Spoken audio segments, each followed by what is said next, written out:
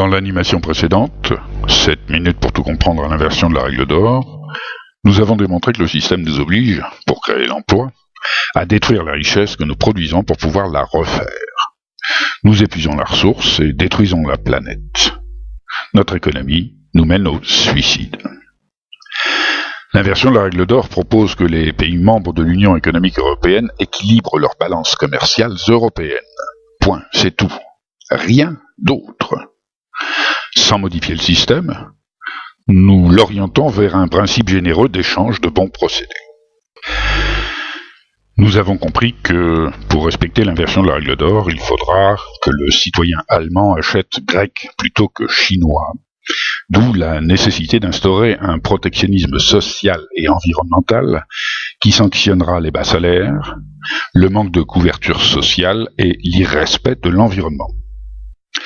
En dépit des apparences, ce sera très simple à mettre en place puisque seul le consommateur européen sera concerné.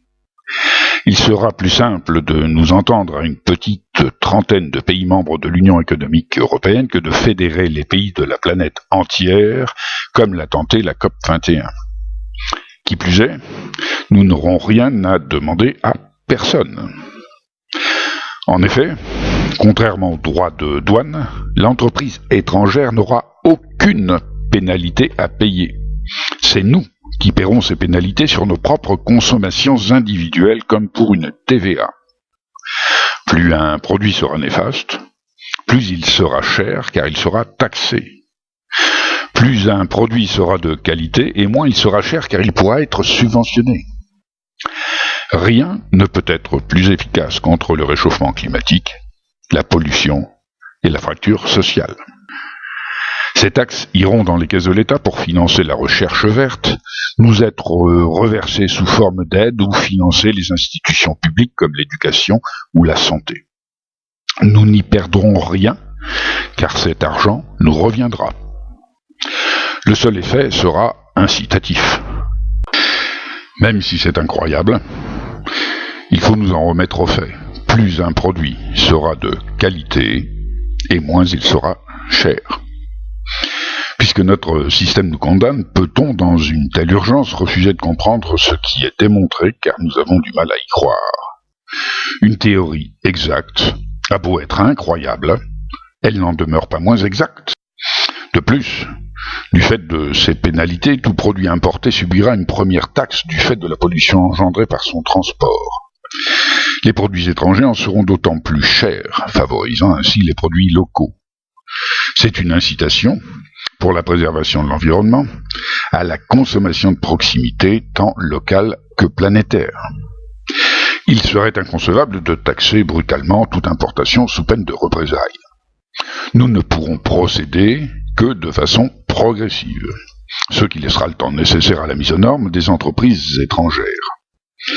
Celles-ci seront dans l'obligation, pour exporter vers l'Europe, d'augmenter les salaires et protections sociales de leurs employés, de même que de respecter l'environnement. Dans le cas contraire, les pénalités que nous aurons à payer pour consommer leurs produits augmenteront progressivement jusqu'à nous dissuader de les acheter. L'entreprise étrangère qui ne se mettrait pas aux normes ne pourrait plus exporter vers l'Europe. Aucune entreprise ne peut se permettre de perdre des parts de marché. C'est l'entreprise elle-même qui sollicitera que nous allions constater qu'elle se mette aux normes. Les employés de l'entreprise voisine qui n'exportent pas vers l'Europe n'admettront pas d'avoir une condition sociale inférieure.